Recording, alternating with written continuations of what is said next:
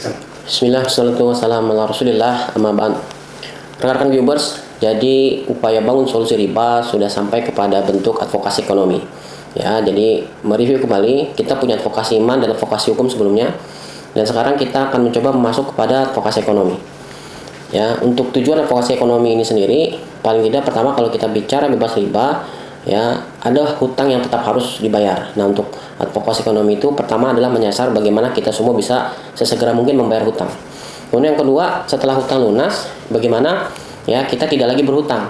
Ya, itu juga penting karena percuma kemudian ya seringkali kebanyakan orang merasa uzur lalu kemudian mereka membuka pintu hutang lagi, melakukan riba lagi. Ya, makanya untuk advokasi ekonomi tujuan yang kedua setelah dia bisa membayar hutangnya, jangan sampai kemudian terjebak ya berhutang kembali.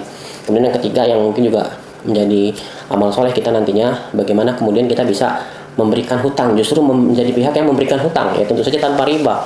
Karena keutamaan memberikan hutang ini cukup ya fadilahnya cukup besar. Ya, betapa kemudian ketika kita memberikan pinjaman itu, selama pinjaman itu masih ada di orang yang berhutang, maka pahala sedekah akan terus mengalir kepada kita. Ya, 2 kali meminjamkan kemudian diganjar 1 kali pahala sedekah. Ya, bahkan kemudian hutang itu Allah sendiri yang akan jamin. Jadi tidak ada istilah hutang tidak terbayar. Semua hutang pasti terbayar. Kalau tidak di dunia, nanti di akhirat, insyaallah.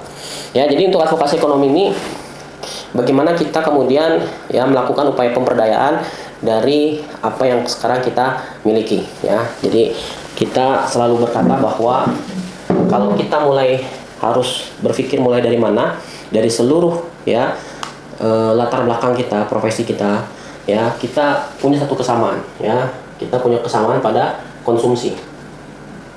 Ya, jadi kalau kita bicara advokasi ekonomi, tidak beda jauh dengan advokasi hukum, ini membutuhkan kolektivitas. Karena konsumsi ini dia tidak memiliki posisi tawar kalau sendiri-sendiri, kalau masih mengindividu. Jadi di advokasi ekonomi yang paling utama yang harus kita mulai lebih dulu adalah bagaimana kita bisa mengelola potensi belanja, ya mengelola potensi konsumsi kita. Ya, jadi kita akan setelah upaya kolektif konsumsi ini kita lakukan, kita akan sampai kepada produksinya. Ya, jadi produksi yang kita konsumsi itu kuncinya. Jadi setelah konsolidasi konsumsi dilakukan, maka kita harus sampai kepada produksinya. Ya, jadi ingat produksi yang kita konsumsi, kemudian konsumsi yang kita produksi. Ya, 2 hal ini yang harus menjadi catatan untuk mengawali advokasi ekonomi. Ya, karena percuma kita kemudian ya berusaha untuk mencari kegiatan-kegiatan usaha atau bisnis yang kita anggap menguntungkan kalau yang paling mendasar ini mengelola konsumsi ini ya kita tidak lakukan lebih dulu, tidak kita perhatikan. Ya, jadi catatan pertama, advokasi ekonomi bicara tentang bagaimana kita semua bisa mengkolektifkan kebutuhan ya rutin kita. Karena siapapun kita adalah ya diawali dengan konsumen. Ya, siapapun kita, setiap pagi kita mau berangkat dengan profesi apapun kita sarapan, kita sudah menjadi konsumen duluan. Ya, dan ekonomi itu ada sesungguhnya karena konsumsi. Ya, jadi sebelum kita berpikir terlalu jauh tentang potensi-potensi ekonomi yang lainnya, mulailah dengan ini, konsumsi.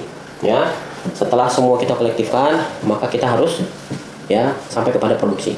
Jadi ini dulu sebagai pengantar untuk advokasi ekonomi. Kita akan masuk lagi ke sesi berikutnya untuk penjelasan yang lebih detail dan menjauh, terutama juga kemudian setelah kita memiliki akses kerjasama melalui PT Pos Indonesia. Karena untuk sampai di konsumsi di produksi ini ada di tengah-tengah yang disebut dengan kegiatan distribusi. Ya, jadi kegiatan distribusi ini sudah terisi oleh ya insyaallah nanti dengan PT Pos Indonesia, dan semua kegiatan ini akan menjadi satu yang kita sebut dengan entry. Ya, apa itu entry? Entry itu adalah ekosistem anti riba.